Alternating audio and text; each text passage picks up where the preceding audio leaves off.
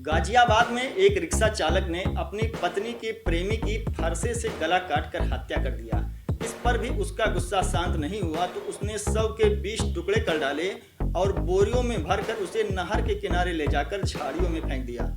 Police ने जांच शुरू किया तो शक के आधार पर रिक्शा चालक से पूछताछ किया, जिसमें रिक्शा चालक टूट गया और हत्या का जुर्म कबूल कर लिया। लेकिन इस बात का पछतावा रिक्शा चालक को नहीं हुआ कि उसने हत्या जैसी जघन्य वारदात की घटना को अंजाम दिया है। नमस्कार, क्राइम स्टोरी के अगले एपिसोड में आपका स्वागत है। मैं हूं आपके साथ अमित तिवारी। आज हम आपको उत्तर प्रदेश के गाजियाबाद की एक सनसनीखेज घटना के बारे में बताएंगे। गाजियाबाद जिले के खोड़ा में रिक्शा चालक मीलाल प्रजापति, जिसकी उम्र 34 वर्ष है, वह अपनी पत्नी पूनम और बच्चों के साथ रहता था। मीलाल रिक्शा चलाकर परिवार का भरण पोषण करता था। इसी के पड़ोस में अक्षय नाम का युवक भी रहता था। अक्षय मूल रूप से राजस्थान के कोटपुतली का निवासी था। एक साल पहले तक वह खोड़ा में ही रहता था और वह भी रिक्शा चलाता था। मीलाल के घर पर अक्षय का आना जाना लगा रहता था।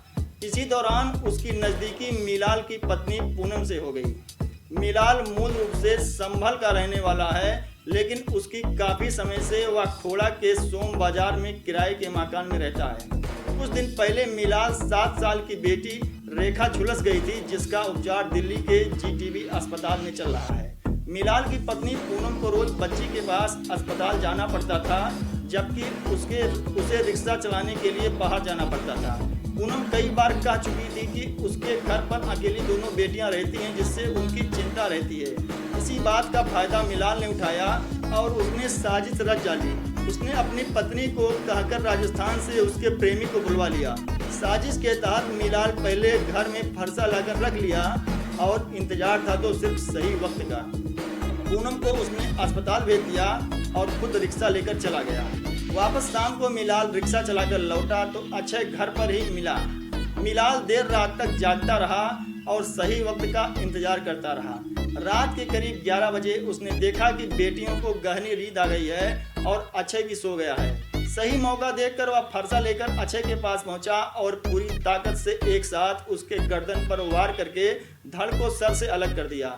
इस पर भी उसका गुस्सा नहीं शांत हुआ तो मृत शव के 20 टुकड़े कर डाले। पुलिस से मीलाल ने कहा कि शव के कितने टुकड़े हुए थे उसे ठीक से याद भी नहीं है, लेकिन बोरी में भरते समय उसे लगा कि कम से कम 20 टुकड़े तो होंगे ही। मीलाल ने इस घटना को इतने साजिराना ढंग से अंजाम दिया कि बच्चों को इसकी भनक तक नहीं लगी। सुबह उठने पर उसने बच्चों से बता दिया कि अंकल रात में यही घर वापस चले गए हैं, उन्हें जरूरी काम पड़ गया था। तो दोस्तों, इस स्टोरी से हमें यह शिक्षा मिलती है कि व्यक्ति को शक के आधार पर कोई निर्णय नहीं लेना चाहिए। शक में अक्षय मारा गया और मीलाल का पूरा परिवार बर्बाद हो गया।